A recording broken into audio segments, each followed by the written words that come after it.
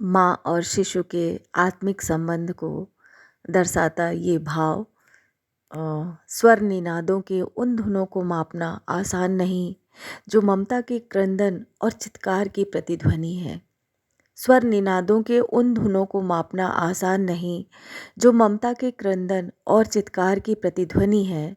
माँ और शिशु के आत्मिक संबंध को समझना आसान नहीं जो आत्मीयता की लड़ियों में पिरोई मनका की प्रतीक हैं। माँ और शिशु के आत्मिक संबंध को समझना आसान नहीं जो आत्मीयता की लड़ियों में पिरोई मनका की प्रतीक हैं।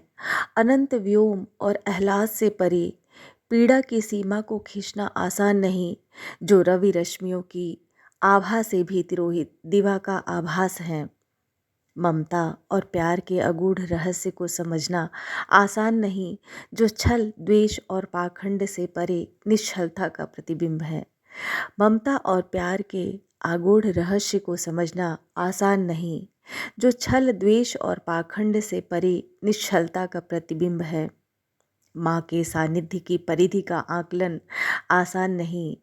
माँ के सानिध्य की परिधि का आकलन आसान नहीं जो आपकी ही परछाई आपका ही अंतर्मन है। माँ और शिशु का संबंध अत्यंत विशाल, हृदय स्पर्शी, कोमल और जीवंतता का प्रतीक है। माँ से शिशु को और शिशु से माँ को विलग करने की परिकल्पना मात्र से ही भाव सिहर उठते हैं।